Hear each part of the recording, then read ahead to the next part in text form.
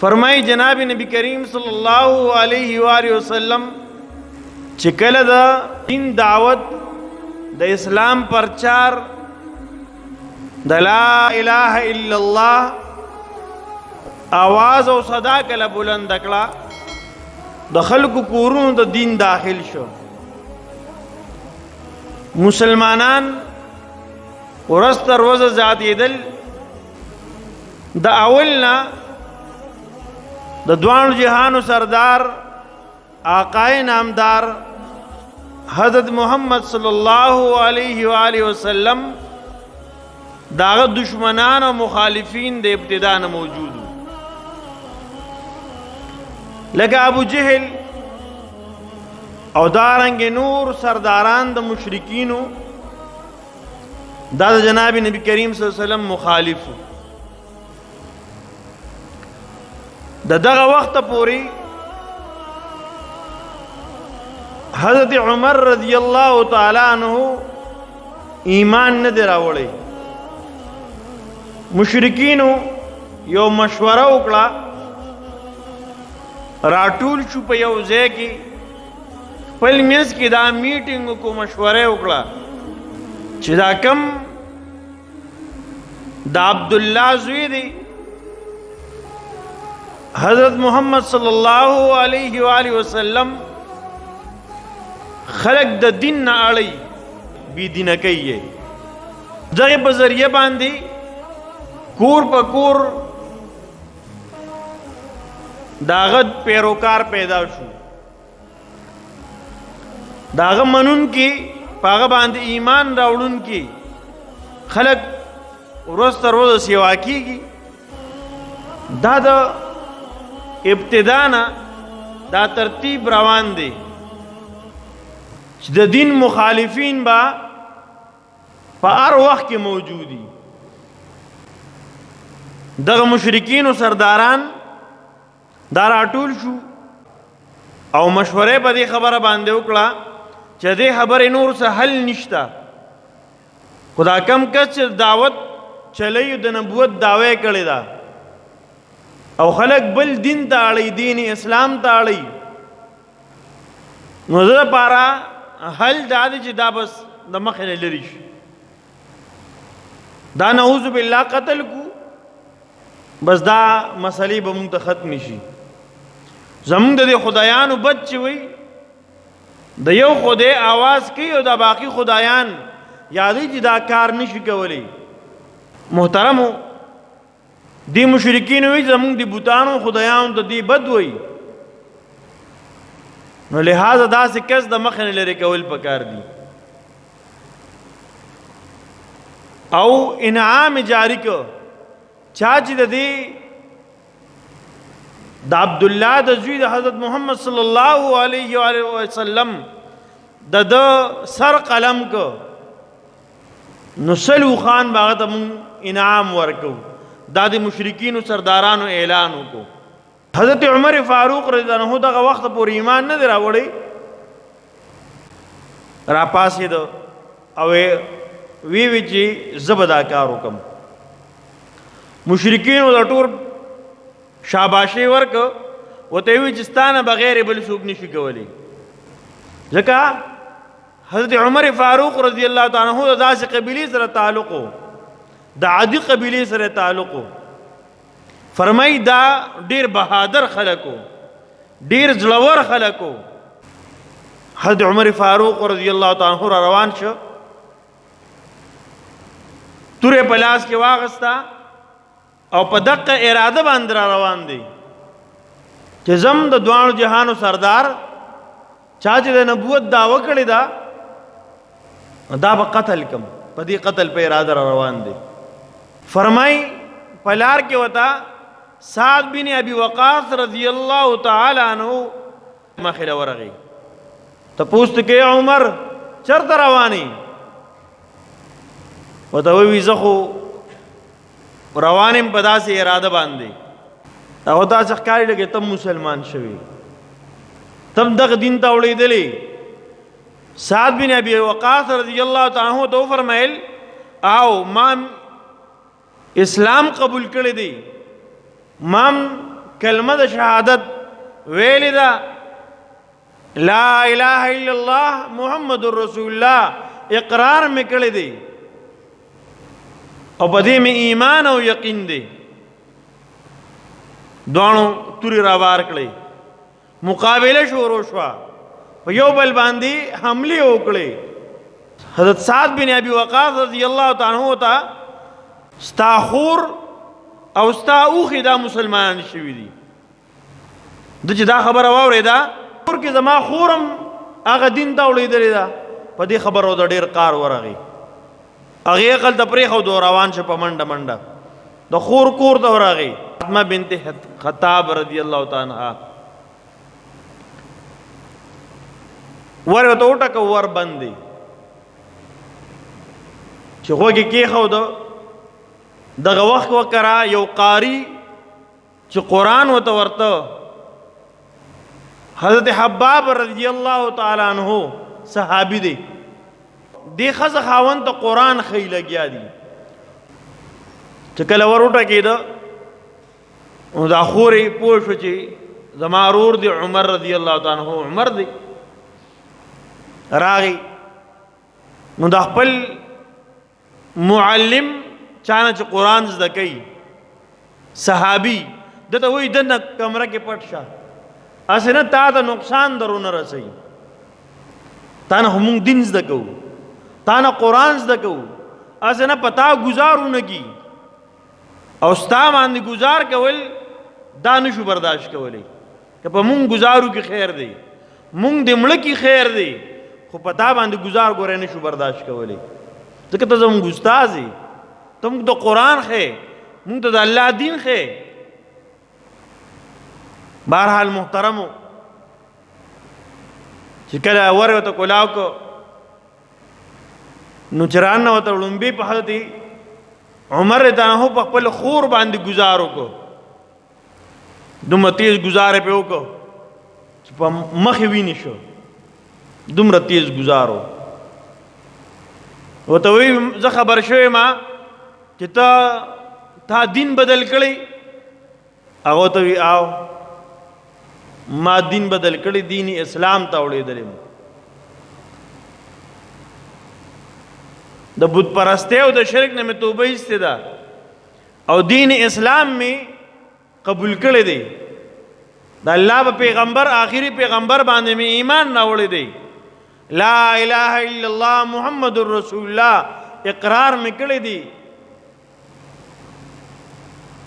ورته وایي چې د دې دین نه واوړه. تا ته پته ده زه د خطاب زویم، زما بهادري زما زړورتوب دا تا ته معلوم دی، پرېږدم دی نه. خپل ورور ته وایي وروره ته چې د کم پلار زوی د حقه پلار لور زه مې ما تا چې دی د کمې مور پیس کلي د هغې مور پې مامس کلي دي. که تا کې بهادري ده نو ما کې هم بهادري ده، که ستا جذبه ده ما کې هم د دین اسلام جذبه موجود ده. ته خپل بهادرۍ خپل زړورتوب زما مخې ته ودرولې، خو زه د دین اسلام نه نشم اورېدلی. د دین اسلام مینه او محبت او جذبه زما پړه کې موجود ده. که سر مې قلم کې هم خو دین اسلام نه نشم اورېدلی. هغه عمر فاروق رضی الله عنه چې د هغه بهادري یوازې مکه نه بلکې د عربو ګردو نوا کې مشهوره وه. هغه حیران شو چې دا صنف نازک چې ورته ویل کېږي زنانه ذات دی، دې کې دومره بهادري راله، دا ما ته مقابله کې ودرېږي. په دې دین اسلام کې څه چل شته؟ دا کم دین دی چې دې خبرې ته مجبوره کړه چې زما مقابلې د عمر مقابلې ته هم دې ودرېږي. هر څه برداشت کوي او دغه دین نه واپس نه وړي. بهرحال محترمو ورته وایي زه چې کله رالم ما اواز واورې تاسو سوي هغه راته ووایئ چې څنګه دا وی حضرت حباب رضی الله تعالی عنہ دن موجودو بهر راغی خوشاله نه دوش خوشاله اظهار وکړو خور ته وی چې رورجانا دا کلام دا الله کلام دی دا به اوري الا چې کله ته پاک ځان پاک کول بدن پاک غسل وکول امبا کو غسل وکړو د سورۃ طه تلاوت وته وکړو چې کله وته دا واورو ارادي بدلی شوي پړه کې د ایمان محبت داراغي د ایمان طرف ته میلان پیدا شو دین اسلام طرف ته وی ما بوزه اغه تا کم نه کی تاسو پیغمبر موجود دی را روانه ک د جناب نبی کریم صلی الله علیه و وسلم خدمت کی حاضر ک جناب نبی کریم صلی الله علیه وسلم په یو کور کې موجود ور دروازه بند وا چې کله دروازه ټکولې شو نو خادم ورغه تماشه وکړ چې سوق دي حضرت عمر فاروق رضی الله تعالی عنہ خپل تور راغست د پسینه باندې راځوړند کړي دا چې کله به کم سړی غلام وغبا تور وې په سینه راځوړند ولا په خېټه باندې داسې به راځوړند کړي و کم کس بچي آزادو هغه به تور دی سیټ تا چولې وګي ته بیا چولې و داسې بلان دې جوړند و دا داوی دا غلام او د آزاد فرق مو چې دا پلان کې غلام دی او دا کس آزاد دی دای په پته لګی دا محترمو دا صحابي وای ماو قتل چې حضرت عمر فاروق رضی الله تعالی عنہ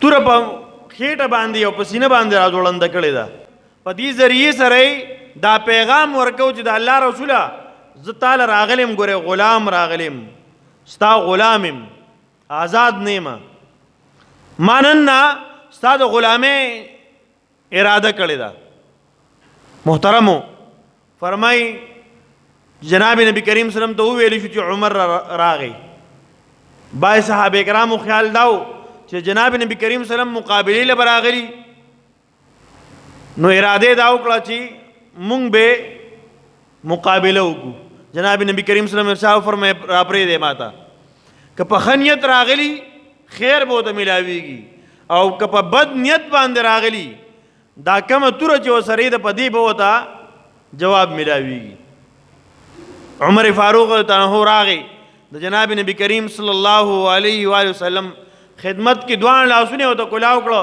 جناب نبی کریم صلی الله علیه وسلم ته ترغاړه وته صحابه کرامو الله اکبر نعره تکبیر आवाज کو الله اکبر आवाज شو صحابه کرام خوشاله شو حضرت جبرائیل علیه السلام د الله پیغمبر ته وحی راوړل د الله رسوله نن د اسمان فرشتوم خوشحالي منا وکړه د حضرت عمر رضی الله عنه په ایمان راوړلو باندې اسلام کې داخلي دو باندې نن د اسمان فرشتو خوشحالي منا وکړه دا محترم وارد مدا کو چې کله د فتح ملاو شي خوشاله خبره ده د الله بڑای بیان کا الله اکبر ټول په یو आवाज باندې الله اکبر وی حضرت عبد الله ابن مسعود رضی الله تعالی عنہ فرمای د حضرت عمر رضی الله عنه ایمان او اسلام راوړل دا د مسلمانانو د لپاره فتح وا دا ډیره لوی کامیابی وا او د حضرت عمر فاروق رضی الله تعالی عنہ هجرت دا د مسلمانانو د لپاره امداد او نصرت او مدد او د حضرت عمر فاروق رضی الله تعالی عنہ دور خلافت بادشاہی دا د امت د لپاره رحمت په 22 لاکھ مربع میل باندې حضرت عمر فاروق رضی الله عنہ خلافت او بادشاہی کړی دا د حضرت عمر فاروق رضی الله عنہ په دور خلافت کې 3600 علاقې دا فتح شوی دي د حضرت عمر فاروق رضی الله عنہ په دور خلافت کې تقریبا 900 جامع مساجد جوړ شوی دي لوی لوی جماعتونه چې کله باچاهان دینداري ملک با مدارس ډیر جوړیږي، ملک با مساجد ډیر جوړیږي، په ملک با دینی طبقه ته عزت زیات ملاویږي. او چې کله بادشاہان مشران بيدیني بے حیاي نو ملک به بیا د بيدینه کارونه زیاتیږي. د حضرت عمر فاروق ته په دور خلافت کې 4000 واړه جماعتونه جوړ شوي دي. محترمو چې کله حضرت عمر فاروق ته ایمان راوړو مشرکینو یو عجیبه خبره کړې ده. داوی سردارانو یو خبره کوله زمون طاقت وی نیم شو د یو عمر ته په ایمان راوړلو سره، دومره خو بادر انسانو. فرمای په دغه موقع باندې موجود دی ایمان راوړو په دغه موقع باندې صحابه کرامو چردام کو. حضرت عمر فاروق ته تاسو کو دا الله رسول دا مرګري څه کوي؟ وی دا خو د عبادت یو ټیم دی، د عبادت ټیم را روان دي، دا مسلمانان به عبادت کوي، د الله بندگی کوي. وی ښا دا چرته کوي؟ دا بدلته کې کوي. نو دا تاسو ښکاره د الله د عبادت د الله په کور کې ولې نه کوي بیت الله شریف کې؟ وی د مشرکینو اکثریت زیات دی، غلبه د هغوی زیاته ده، ادي وجې نه مونږه ښکاره عبادت نه کوو، په پټه باندې کوو. هغه وی ښا دا به څنګه په پټه کېږي؟ زه به جمدی مدا وتا په پټه باندې کوي. وی چردامو کې ځان تیار کې او راځي بیت الله شریف ته. دغه وخت پورې په بیت الله شریف کې مونږ نه دي شوی، اذان نه دي شوی، علل اعلان نه دي شوی ښکارا. حضرت عمر فاروق ته چې ایمان راوړو صحابه کرامو نه مخکې شو، مخکې روان دي، لاړو او اعلان یې وکړو په چغه باندې، او اعلان یې وکړو د مکی خلکو څوک چې خپلې ښځې کونډول غواړي را دي شي، څوک چې خپل بچي یتیمانان کول غواړي را دي شي، څوک چې خپل میندې او خویندې ورونه او مور پلار په ځان باندې جوړول غواړي را دي شي، زما مقابلې دې راشي. نن به مسلمانان د الله رسول علی اعلان په خانه کعبه کې د الله عبادت کوي او راج دي څوک دې منع کوي. محترمو نن چې ما او تا ته دین را رسېدلی دی، ما او تا په دین باندې الحمدلله سرفراز یو، ما او تا ته د مور په غېږ کې راته کلمه ویلې شوې ده، اذان او قامت راته د مور په غېږ کې ویلې شوې دی. د دې پسې شاته صحابه کرامو قربانې دي، شاته صحابه کرامو بهادرې دي، صحابه کرامو بهادرې سره جون تیر کړي، صحابه کرامو قربانې ورکړي دي. دغه قربانې محترم دا یادول پکار دي. دغه صحابه کرام په دې امت باندې احسانات دي. د جناب نبی کریم صلی الله علیه و آله وسلم او د خلفای راشدینو په دې امت باندې او جميع صحابه کرام چې دي په دې امت باندې داوی په موتا باندې ډیر زیات احسانات دي. موتا ته دین را رسول دي، موتا ته د دین وړه وړه خبرم را رسول د محفوظ کړي دا کمی پکې نه دی راوسته.